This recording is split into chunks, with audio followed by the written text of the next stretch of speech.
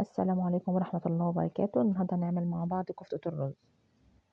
معايا نص كيلو لحمة مفرومة. نص كيلو لحمة مفرومة يا جماعة بياخد نص كيلو رز. اللحمة بتبقى دايما قد الرز. ربطة خضار محشي بقدونس أو كزبرة، بس يفضل يكون بقدونس، بس أنا الصراحة ملقتش بقدونس.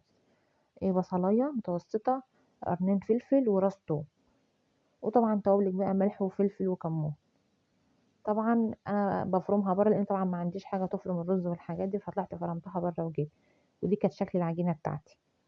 نص كيلو الرز بياخد نص كيلو لحمة، وبصلاية، ربطة خضار محشي كزبرة أو بقدونس، قرنين 2 فلفل وراس توم، والتوابل بتاعتك اللي انت عايزاها بقى.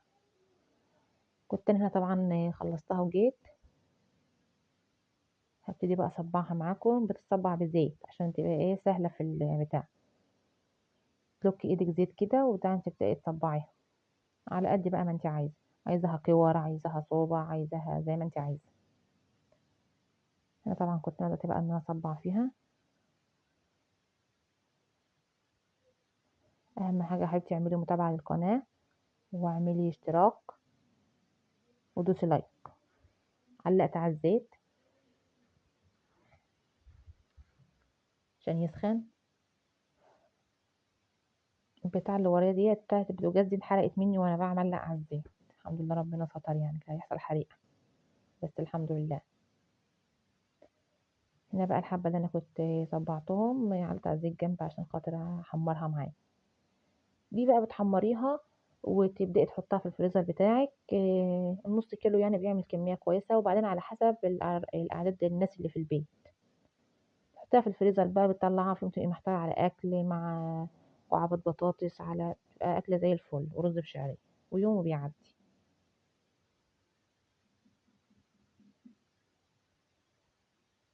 بتحطي أول طرحة، بتحطيش واحد على واحد عشان خاطر ما تلزقش. تحطها كلها جنب بعضها.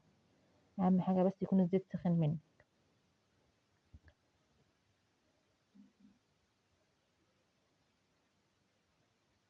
هنا طبعا كانت احمرت بقى، هبتدي ان انا اقلبها.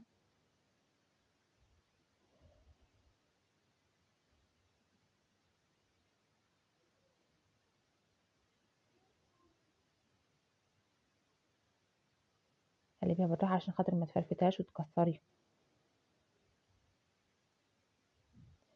هنا كمان البتاعة دي كانت اتحرقت مني، الواحد كانت اعصابه سايبة كلها، ما كانش عارف يعمل حاجة اصلا.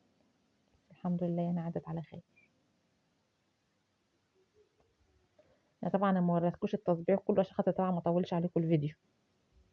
يعني انا كنت بروح اقلب وارجع اقعد اصبع كده عشان ما اطولش الفيديو عليكم. انا خلاص كانت احمرت كلها مني اهي. ابتدي بقى ان انا اطلعها، بس طبعا بطلعها في مصفى عشان خاطر لو في زيت زياده ينزل منها. هي ما بتاخدش زيت كتير. يعني هم حبه الزيت دولت هم حمرت فيهم النص كيلو النص كيلو لحمه. يعني قولي النص كيلو لحمه بيعمل حوالي قولي كيلو وربع مثلا كفته، بعد الرز وبعد الخضار بتاعه.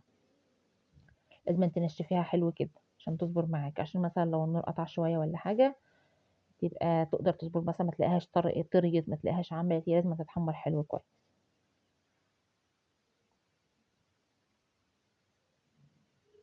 هنا كنت حطيت الدور التاني.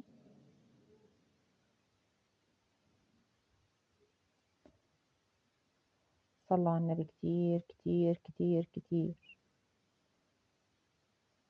طول ما انت واقفة كده استغفري، صلي على النبي.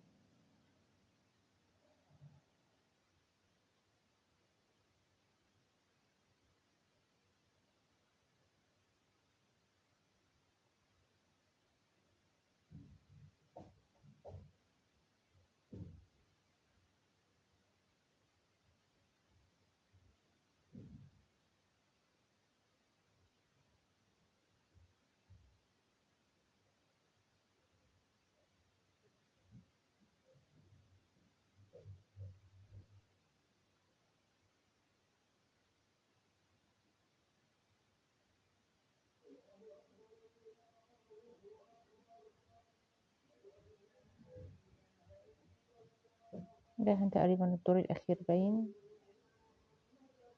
آخر حاجة معايا بقى حطيتها. هم عملوا معايا كيسين اتنين حلوين كبار، بس احنا يعني عشان خاطر احنا عدد.